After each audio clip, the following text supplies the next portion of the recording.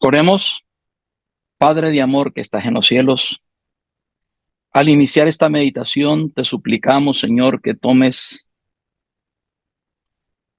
control de nuestros pensamientos, nuestras palabras, nuestras ideas, de nuestra asumida y pretendida libertad, y que llevemos cada pensamiento, cada acción cautiva bajo tu bendita voluntad. En el nombre de Cristo lo pedimos. Amén.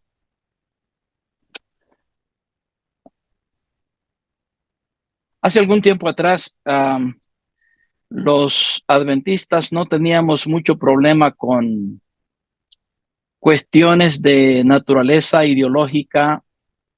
Básicamente, usted reunía a un adventista de la China, otro de Uruguay, otro de Perú, otro de Centroamérica, un canadiense, y básicamente todo el mundo pensaba lo mismo. Sin embargo, eso ha venido cambiando paulatinamente debido a esa característica de nuestras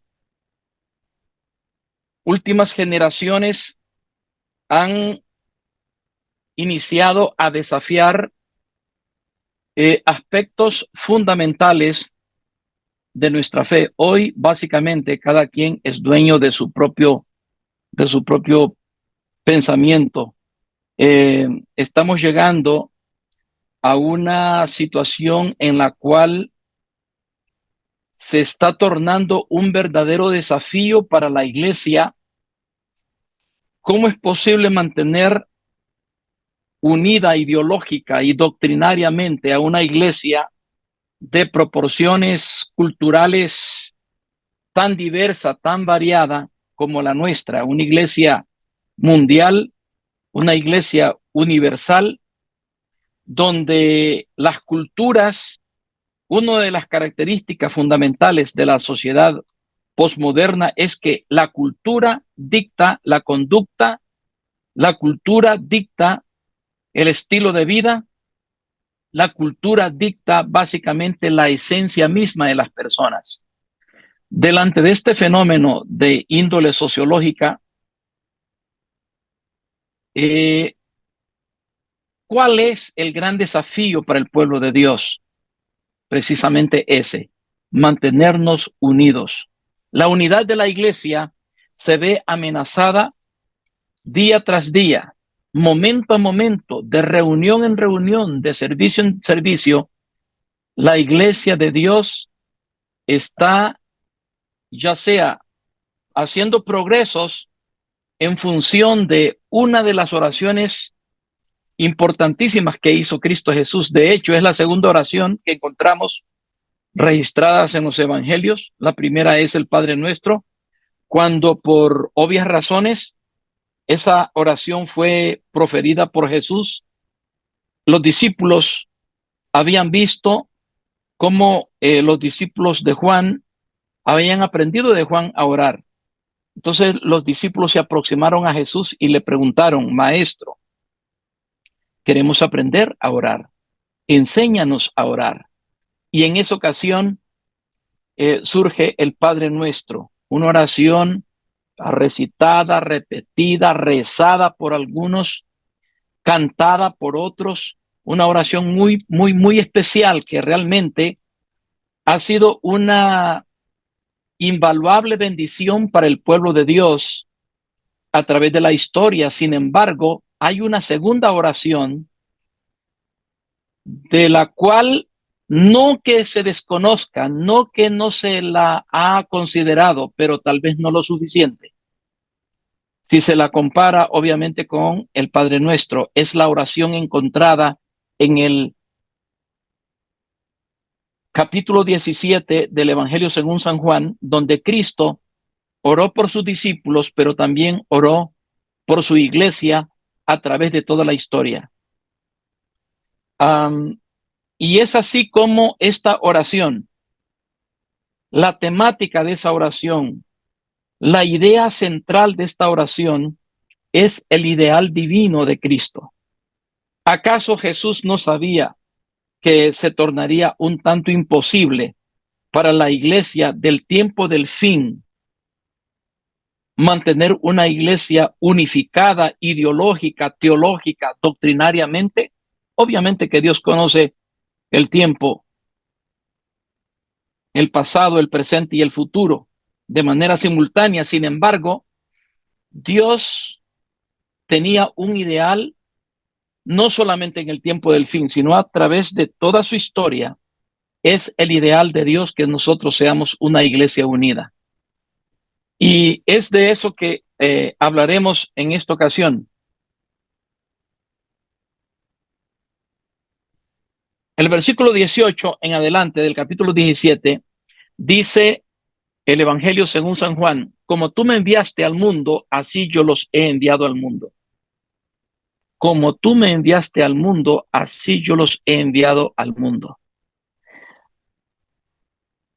Sabe que Cristo es comprensivo, es empático con nuestra situación. Él no nos envía a un lugar que él mismo no haya estado. Es decir, Cristo no es un agente de viaje. Si ustedes han visto a un travel agent, a un agente de viajes, está allí para dar información del clima, de qué tipo de transporte tomar, qué precauciones tomar, las condiciones de la violencia. Está ahí para informar sobre la moneda, sobre qué cambiar y qué no cambiar. Y cuando usted le pregunta, ¿y cuándo fue la última vez que usted estuvo por allá? Oh, no, yo nunca he estado ahí en esa ciudad.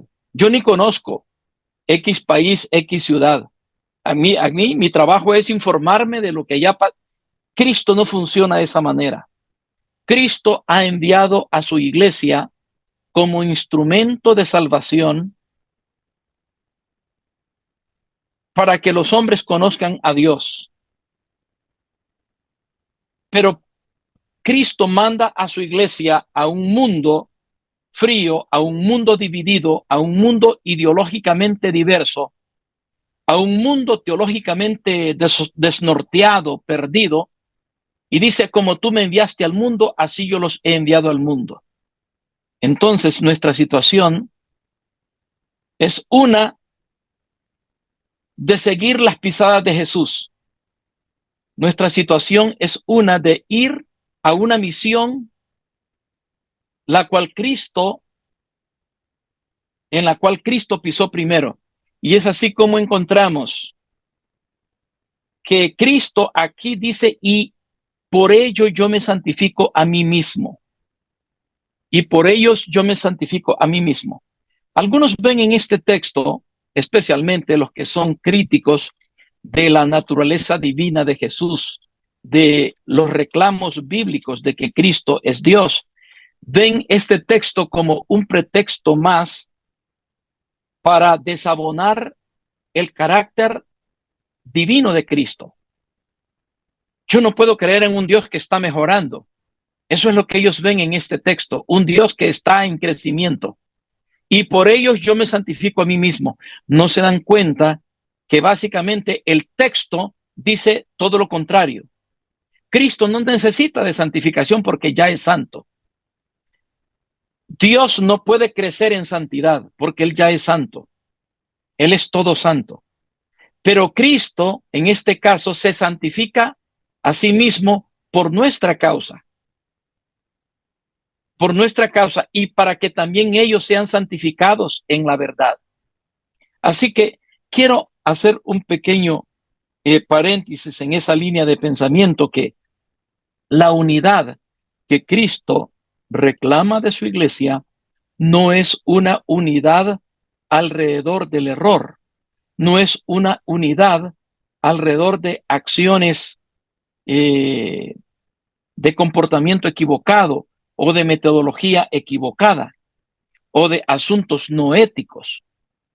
No podemos unirnos alrededor y en favor del error, de la mentira, de lo que es inadecuado, de lo que es incompatible con la ética del reino de Cristo. El apelo que Dios le hace a su iglesia para que se una es alrededor de la verdad. Dentro de la oración también encontramos el texto que le precede, allí en el versículo 17. San Juan 17:17 dice de manera categórica: santifícalos en tu palabra, santifícalos en tu palabra, porque tu palabra es la verdad. Entonces la unidad de la iglesia, es alrededor de la palabra de Dios. El fundamento, el baluarte de la unidad de la iglesia en el tiempo del fin, en medio de un mundo que anda absolutamente perdido, desconociendo los elementos básicos que han sido corolarios, que han sido fundamentales al cristianismo.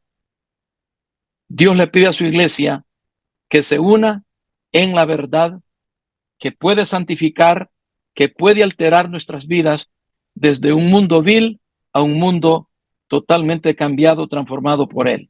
Sí que ese es el propósito de la santificación de Jesús, servir como un modelo para la nuestra y servir como un modelo para conducirnos a su verdad. Y es aquí donde Cristo incluyó a la iglesia de este tiempo del fin. Mas no ruego solamente por estos, sino también por los que han de creer en mí por la palabra de ellos. Aquí estamos por la palabra de Mateo, Marcos, Lucas, de los escritores bíblicos, de ese grupo de los 12. Aquí estamos como producto de la predicación de la iglesia cristiana primitiva. Aquí estamos como producto de la proclamación que hicieron los pioneros adventistas.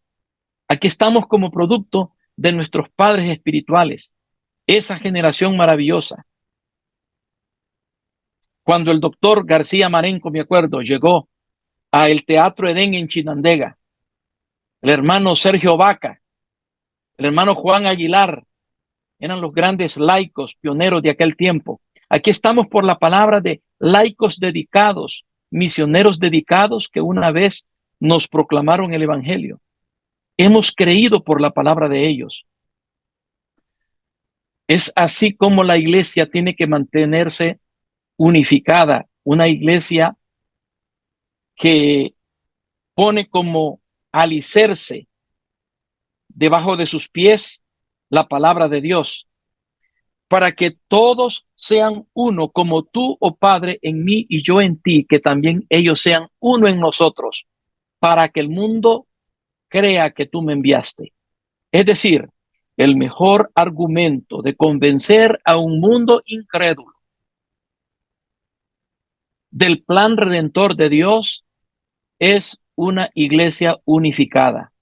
Una iglesia dividida es la mejor propaganda satánica para negar el envío de Jesucristo, el envío misionero de Jesucristo a este mundo. La gloria que me diste, yo les he dado, para que sean uno, así como nosotros somos uno. Vea, qué hermoso cómo Jesucristo usa la gloria que deriva del Padre. Él no se queda con esa gloria para estar en una bóveda de luz retroalimentándose de los honores y las glorias que él recibe, sino que él recibe esa gloria y la traslada a su iglesia.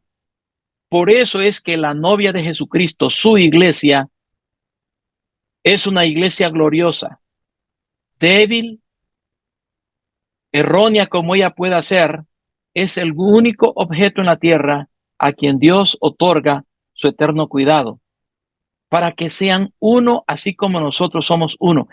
Es decir, que la gloria divina llega a Cristo y Cristo le concede esa gloria a la iglesia para que la iglesia sea una iglesia unida, una iglesia victoriosa, una iglesia para la honra y la gloria de Dios, pero luego se transformará en la iglesia triunfante. yo en ellos y tú en mí, para que sean perfectos en unidad, para que el mundo conozca que tú me enviaste y que los has amado a ellos como también a mí me has amado. Nuevamente aquí el argumento previo crece. Primero insiste en la unidad indivisible entre la deidad y luego la unidad existente en la deidad.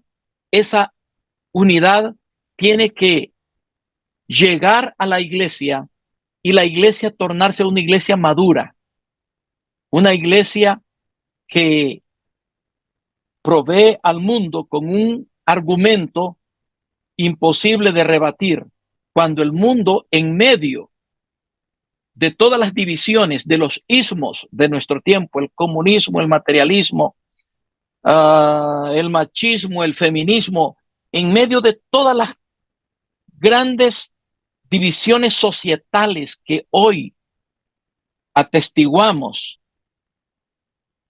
no hay que ir muy lejos, en el propio seno del hogar se perciben divisiones abismales.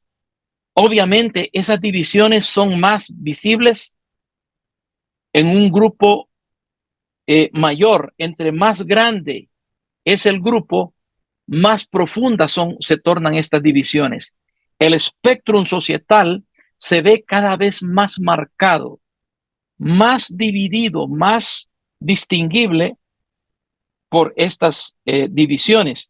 Entonces, cuando se va a la iglesia y esas divisiones continúan a ser percibidas, eso causará una tremenda ruina irreparable a la fe del grupo. Y es por eso que Dios espera que la iglesia sea una iglesia madura, una iglesia convertida, una iglesia que se inspire en la unidad existente en la deidad, para que la iglesia pueda de esa manera saturar la sociedad y decir, sí, se puede triunfar sobre los ismos que nos dividen cuando Cristo está en el corazón de las personas. Esa es la oración de Jesucristo según el Evangelio de San Juan. Ahora, ¿qué piensa el espíritu de profecía?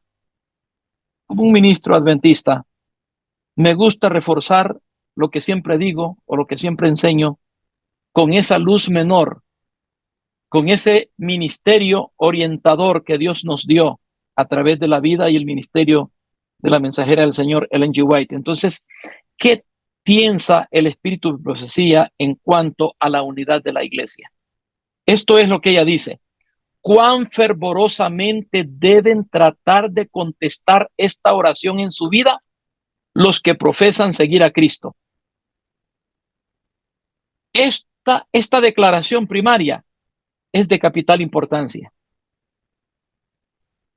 porque es interesante ver la estructura de esta declaración en los escritos de la mensajera del Señor. Dice, cuán fervorosamente deben tratar de contestar esta oración en su vida los que profesan seguir a Cristo. Y que la oración que Cristo estaba haciendo en el capítulo 17 de San Juan estaba volcada para los creyentes. A los creyentes no se les puede orar.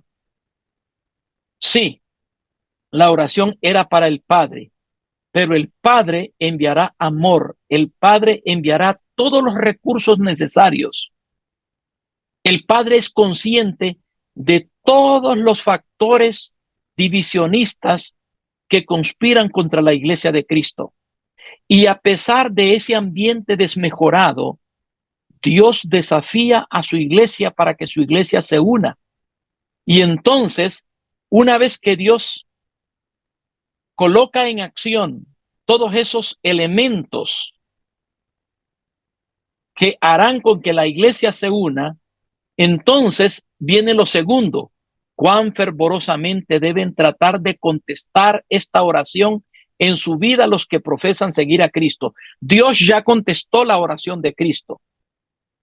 de la unificación de la iglesia, de la unidad de la iglesia.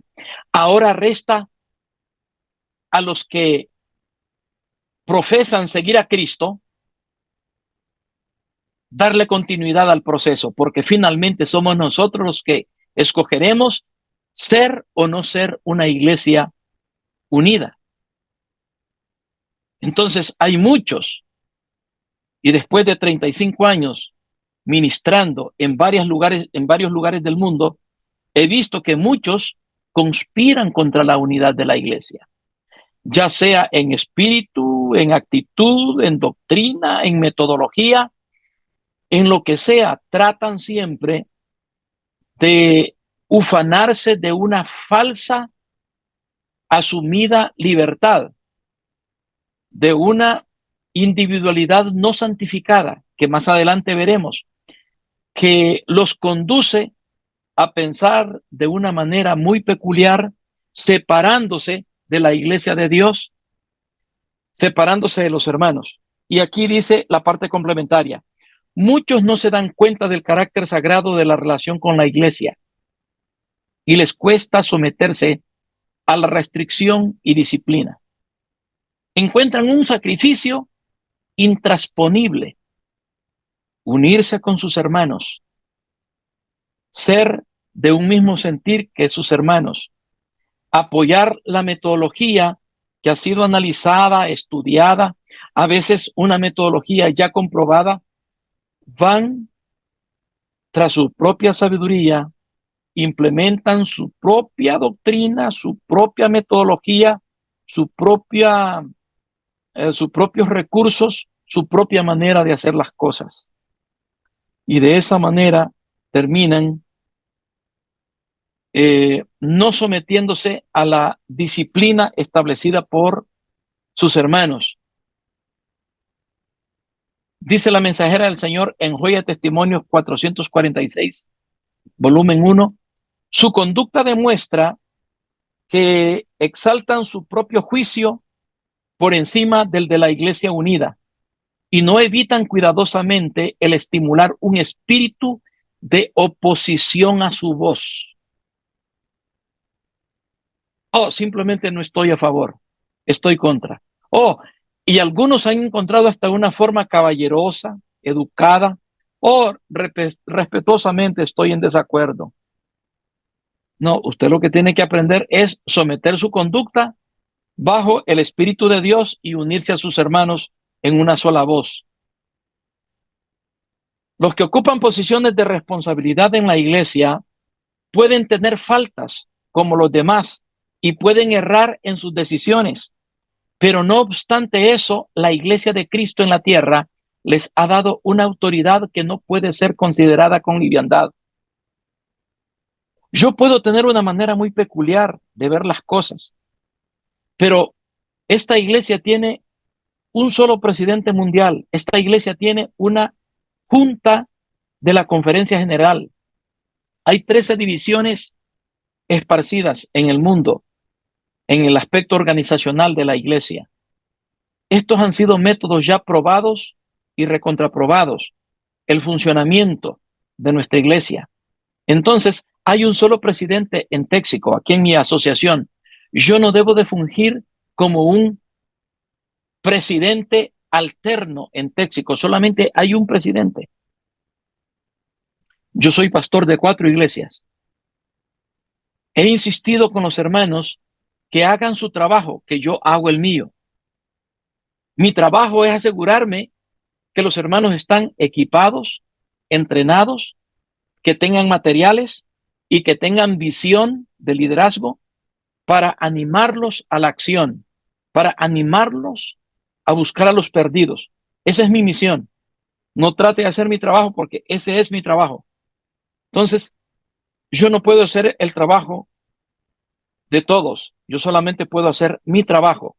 Y entonces, es eso lo que dice Alza tus ojos del 23 de mayo. Dios desea que cada uno de nosotros se encuentre en su lugar. A veces cuando tratamos, si usted es el tesorero de la iglesia y usted quiere hacer el trabajo del primer anciano, ese es un tremendo problema. Va a haber choques. Eso divide, confunde la iglesia. Eso causa trastornos en la iglesia. Cuando usted cree que usted es el maestro de la sana doctrina y empieza a enseñar cosas disparatadas de la palabra de Dios, a abrazar agendas de ultraderecha, todo es pecado, o abraza agendas de la ultraizquierda, nada es pecado. Entonces, usted tiene que encontrar su lugar, usted tiene que encontrar su sitio. Dios desea que cada uno de nosotros encuentre su lugar. Cuando cada uno, insiste en eso de cada uno, cuando cada uno esté en su sitio, haciendo la obra que Dios le ha dado, habrá perfecta unidad. De esta vez hay discordia y hay división en la iglesia porque muchos no entienden un principio tan elemental, tan básico como este. Si usted es diácono, sea feliz haciendo la obra del diaconado. Si usted es secretario de iglesia, siéntase feliz haciendo su labor. Si usted es pastor, si usted es maestro, siéntase feliz de ser el maestro, el profesor, pero no trate de hacer el trabajo de los demás. Solamente entonces, dice aquí la mensajera del Señor, habrá unidad perfecta. Unidad perfecta. Dios anhela traer esa unidad perfecta. Y unidad perfecta no quiere decir que de vez en cuando no va a haber un percance, no va a haber una situación, no se va a dar un evento que desafíe ese proceso, esa condición de unidad de la iglesia, sino que lo que dice aquí, que esa va a ser una unidad madura, una iglesia que ha alcanzado la madurez, y en unidad es una iglesia madura, porque perfecto no implica, esa es una palabra en el Nuevo Testamento que se utiliza cuando se la traslada para el español, puede causar una confusión de que se está refiriendo a una iglesia que no se comete ningún error en términos de unidad, que en todo caso sería una traición o un descaso, una obliteración a la oración de Cristo. No, la unidad perfecta es una unidad madura.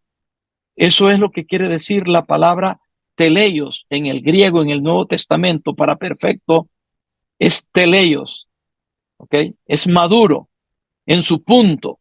La iglesia tiene que estar en su punto. La iglesia tiene que estar en su punto que pueda ser un testimonio imbatible,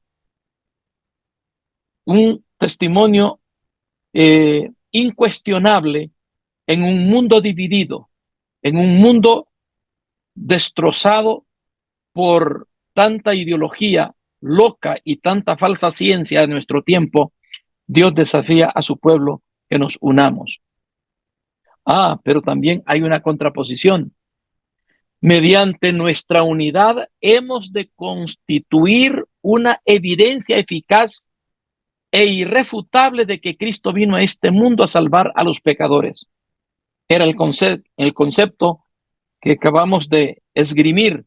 Mediante nuestra unidad hemos de constituir una evidencia. ¿Cuál es la evidencia de que Cristo vino a este mundo a salvar a los pecadores? Una iglesia unida. Una iglesia unida, insisto, es el argumento más poderoso para probar el interés que Dios tiene en salvar al mundo del pecado. Sin embargo, lo contrario también es cierto. Una prueba de que es una burda mentira que Dios haya enviado a su Hijo amado a salvar al mundo es una iglesia dividida. Una iglesia desgarrada por las splinters, por los offshoots y por todos los disidentes y todos los críticos y todos los falsos maestros. Dice el apóstol Pedro, capítulo 2, y hubo falsos profetas y falsos maestros en el pueblo. ¿En cuál pueblo? Desafortunadamente en el pueblo de Dios. Gente que no reconoció estar en su sitio, gente que no reconoció estar en su lugar, haciendo su obra. Satanás trabaja con todo su ingenio para evitar que los seres humanos den este testimonio. A Satanás le beneficia que el mundo desacredite la obra de Dios. A Satanás le conviene que la iglesia se divide. Cuando la iglesia se divide, Satanás triunfa y nada puede traerle mayor gozo que vernos abrazar nuestros propios métodos, nuestras propias doctrinas, nuestros propios sistemas financieros de funcionar, nuestros propios ministerios, porque nos creemos más sabios, más entendidos, más versados que el grupo de hermanos reunidos. Eh, Nuestra óptica, nuestra forma de ver las cosas siempre resultan un poco más justas cuando yo pienso en mí mismo y por mí mismo, y por eso es que yo quiero llevar adelante mi propio ministerio, mi propio plan, mi propia idea, mi propia doctrina inclusive. Es por eso que ya la iglesia empieza a ser vapuleada, golpeada de manera inexorable por vientos escandalosos de doctrinas de demonios. Doctrinas estas que no llevan la aprobación divina. Doctrinas estas que no carecen, que realmente carecen de un texto de las escrituras, de un apoyo bíblico. Y entonces, de esa manera, consiguen conspirar contra la unidad de la iglesia. Entonces, Dios desea que su iglesia se una, pero ¿sabe qué? Satanás desea, también tiene su deseo. ¿Y cuál es el deseo de Satanás? ¿Cuál es el deseo de Satanás? Desea que desarrollen los miembros de la iglesia, que desarrollen una individualidad no santificada, una forma de ver las cosas diferentes, innovadora, igual como el impío Caín. Él tenía una manera innovadora de adorar a Dios. El espíritu de Caín nos persigue aún en esta época posmoderna. Tantos que están desarrollando esa individualidad no santificada, de modo que no se amen unos a otros. Bueno, ¿de qué estamos hablando? ¿De la unidad o del amor? Bueno, Satanás sabe que uno no puede unirse a alguien a quien uno no ame. Ya Cristo le ha pedido a la iglesia que se ame. Cristo no ha pedido a su iglesia, oh, me cae mal, pero lo odio, pero tengo que trabajar con él, así que políticamente tengo que ser eh, correlativo, me cae mal el ambiente, pero por el trabajo tengo que unirme a X o Y persona. Es difícil trabajar con esta persona, pero de todas maneras tendré que trabajar con ella, así que ni modo. Entonces, de esa manera, algunos superficialmente tratan de trabajar junto con personas que les caen mal. Y Cristo no le pidió a su iglesia a que traten de trabajar juntos. Cristo le pidió a su iglesia que en primer lugar se ame. Amaos los unos a los otros, así como yo también os he amado.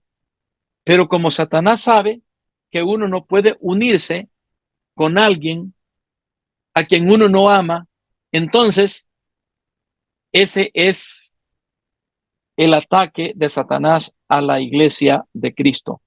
Que no nos amemos para que no nos unamos. Porque difícilmente, insisto, uno puede unirse a alguien a quien uno no ama. Los que se mantienen apartados allí en su propia esquina, negándose a estar en armonía con el resto, ¿qué hacen esa gente? los dueños de su propia idea, de su propio plan. Deshonran a Dios ante el mundo. Cristo oró por unidad. ¿Le daremos importancia a esa oración de Cristo? Es su voluntad que sus seguidores trabajen como juntos, en camaradería cristiana. Y hace la pregunta, ¿ocurrirá así o lo afligiremos por nuestra desunión y falta de armonía? Nuestra desunión y falta de armonía aflige a Cristo. El gozo de la deidad, el gozo de la divinidad es contemplar una iglesia que, auxiliada por su amor, orientada por su palabra, es fiel a esta oración del Maestro, para que así como tú y yo somos uno, ellos también sean uno. O entonces insistiremos en nuestra falsa unidad. ¿Sabe que hay algo interesante? La naturaleza nos enseña algunos elementos que son por demás elocuentes como para que los ignoremos y deberíamos de tomar nota. Uno de mis pasatiempos es ver documentales de los animales. Los animales de manera indirecta pueden a veces enseñarnos invaluables lecciones que podemos sabiamente incorporar en nuestra manera de percibir la vida, en nuestra forma de ver la vida y en nuestra conducta, en nuestro desarrollo, en nuestro liderazgo. En la obra de Dios podemos implementar esos principios. Sabe que ustedes después váyanse al YouTube, allí en The Flood, el diluvio, ponga The Flood y va a poner full episode. Y entonces es un documental de National Geographic y ahí usted puede divertirse y pasar mucho tiempo viendo todo lo hermoso que es este video. Pero si usted se va al minuto 15 en adelante, usted va a ver algo que la propia palabra de Dios describe, Pedro, que Satanás, nuestro adversario, el diablo, anda como león rugiente buscando a quien devorar. ¿Y sabe a quién escoge el enemigo? Al más vulnerable, al que no está junto con el grupo, al que está desunido, a ese es que busca el león. Y eso es lo que quiero compartir rápidamente aquí con ustedes. Miren, ahí está el león al acecho. Ahí está el león al acecho y él va al acecho precisamente contra aquel que se separa del grupo. Él es inteligente, él está analizando quién es el más débil, él está analizando quién es el más vulnerable, quién es fácil presa. Él no enfrenta al grupo unificado, él enfrenta a quien se separa, a quien se va quedando atrás y quien sea vulnerable, a un pequeño, a un enfermito. Esa pobre búfala está recién parida y está cuidando a su mascota, está cuidando a su hijito, y vean ustedes cómo la pobrecita lucha por proteger a su cría del invasor, del león. Pero el animalito salta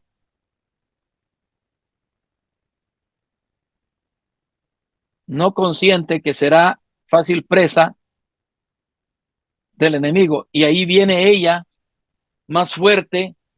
Esa es una lección ahí mismo, que el fuerte siempre tiene que proteger al débil. Eso es lo que debemos de implementar en la iglesia. Pero vea lo que continúa. El grupo estaba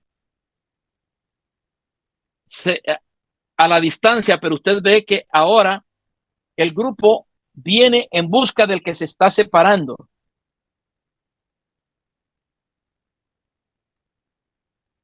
y vienen en su auxilio, y vean ustedes lo que sucede.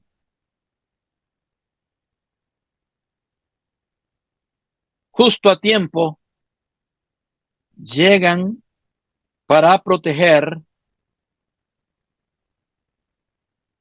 Mire, mire cómo todos acuden y mire lo que sucede. ¿Qué están haciendo las leonas? Huyendo. ¿Por qué? Porque le tienen miedo al grupo unido.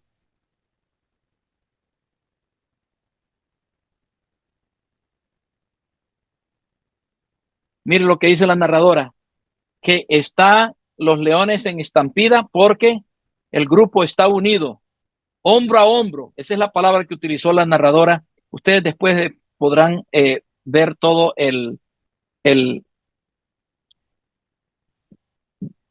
Dice que juntos esa gran barrera poderosa de búfalos establecen una fortaleza que no puede ser penetrada por los depredadores.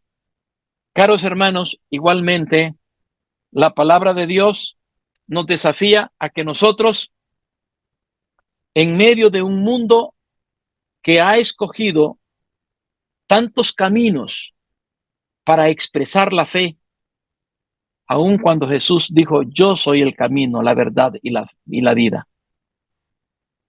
Hoy cuando vemos a muchos abrazar a un evangelio que solamente divierte al pecador, pero no lo transforma.